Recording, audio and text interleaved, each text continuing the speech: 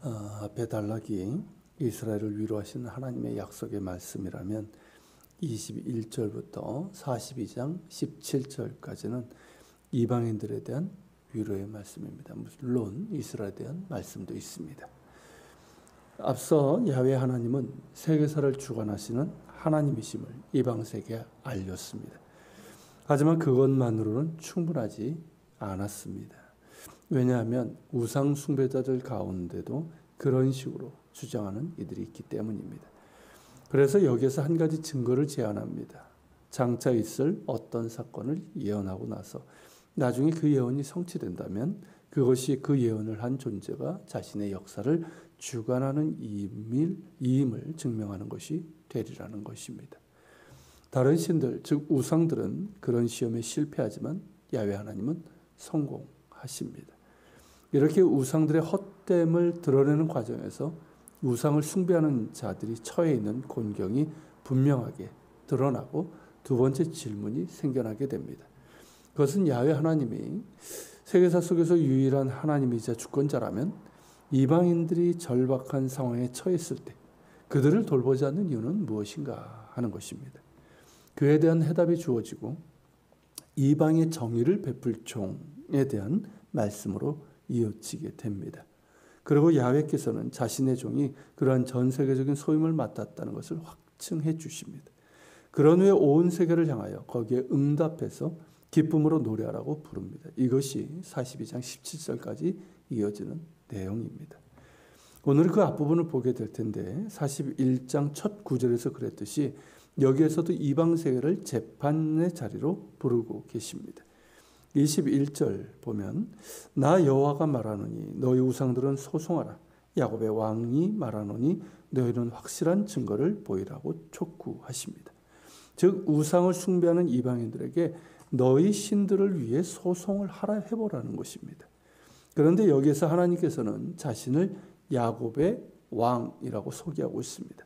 자신은 많은 민족 중에 특정한 한 민족의 하나님이심을 자처하고 계시는 겁니다.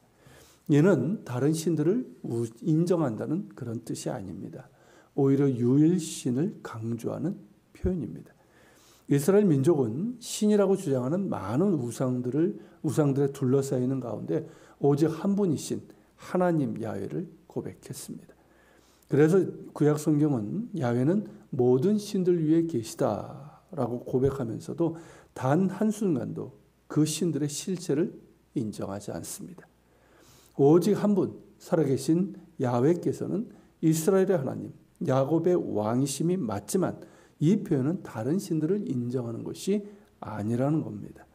세상의 모든 신들은 우상, 곧 사람들이 만들어낸 죽은 헛된 우상들 뿐이고 오직 이스라엘의 하나님 야훼라 하시는 하나님만이 살아계시고 역사의 주관자가 되시는 하나님이십니다. 그 하나님께서 이방인들에게 너희가 섬기는 우상들이 진짜인지 한번 소송해보고 그 확실한 증거를 보여보라고 말씀하고 계시는 겁니다. 그 확실한 증거는 22절, 23절에서처럼 장차 당할 일을 진술하는 것이고 그것이 과연 사실로 이루어지는지 그 결말을 보면 알게 될 거리라는 겁니다. 또한 복을 내리든지 재난을 내리든지 할 수 있으면 해보라는 겁니다. 어떨까요? 우상들이 그렇게 할 수 있을까요? 할 수 없습니다. 사람이 만든 우상들이 어찌 그런 일들을 할 수 있겠습니까? 좀 더 자세하게 보면 22절에서 또 이전 일이 어떠한 것을 알게 하라고 되어 있고 그 결말을 알아보리라 라고 했는데 이 말씀의 의미는 우리 번역에는 명확하게 드러나지 않지만 히브리어로 무엇이라는 의문대명사가 사용되어서 그 일들이 어떤 종류의 일들이며 그 일들이 의미하는 것이 무엇인지를 아느냐라는 것입니다. 즉 우상들에게 역사의식이라는 것이 존재하느냐고 묻는 것이라 할 수가 있습니다. 사실 이것이 가장 큰 차이점이라 할 수 있습니다. 우상 자체는 장래 일에 대해서 말할 수 없습니다. 그러나 악한 사신에 사로잡힌 자들에 의해 어느 정도는 가능합니다. 무당, 점쟁이들이 그런 것처럼 말입니다. 그러나 그런 무속에는 역사의식이라는 것이 없습니다. 오로지 기륭하복에만 관심이 있지 왜 그런 일들이 일어나며 그 일들이 의미하는 것이 무엇인지에 대한 관심도 대답도 없습니다. 그런 것들은 성경에서 말하는 예언이 아닙니다. 그저 점치는 사술에 불과할 뿐입니다. 이런 사술이 이 땅에 횡행하고 정치판에서도 그러하고 심지어 교인들까지 미혹당하고 있는 현실을 보면 안타깝고 하나님의 진노하심이 이 땅에 임할까 하여 두렵기도 합니다. 결국 이방 세계에 대한 도전은 너희들이 섬기는 우상들이 역사적 사건들의 흐름을 주관해서 어떤 일들을 일으킬 것인지 예언할 수 있고 그 예언을 성취할 수 있느냐는 것입니다. 당연히 할 수 없습니다. 죽은 우상이, 사람이 만든 우상이 무엇을 할 수 있겠습니까? 그러기에 이어지는 24절에서 말씀하십니다. 보라, 너희는 아무것도 아니며 너희는 허망하며 너희를 택한 자는 가증하니라 라고 말입니다. 이어서 하나님께서는 당신께서 역사적인 움직임들을 계시하시고 장차 일어날 일들을 미리 말해주는 역사의 주관자이심을 친히 표명하십니다. 25절부터가 그 내용인데 한 정복자를 일으킬 것이라는 겁니다. 여기서 일으켜라고 한 단어는 마치 잠자고 있던 자를 깨우듯이 하나님께서 당신이 미리 정해놓으신 뜻을 이루기 위해서 한 정복자를 일으켜 세우시겠다는 것입니다. 그냥 우연히 일어나는 일이 아니라 하나님께서 미리 정해두신 계획 가운데 행하시는 이름을 분명히 밝히고 있는 것입니다. 그것은 자기의 백성을 구출하시는 일이며 약속하신 대로 그들의 땅으로 돌아가게 하시는 그 일입니다. 그리고 이 모든 일들을 알게 하실 것이고 당신의 종인 선지자를 통해서 알려주실 것임을 말씀하고 계십니다. 그래서 하나님의 말씀을 받은 선지자가 시온에 이를 알리고 그 기쁜 소식을 예루살렘에 전하게 될 것입니다. 28절 29절은 이 법정 소송의 요약적인 결론입니다. 이렇듯 우상들을 헛되며 우상 숭배자들은 곤경에 처해 있다는 것입니다. 그들이 만든 우상들은 아무것도 아니며 바람과 같이 의지할 수 없고 공허하고 무의미할 뿐입니다.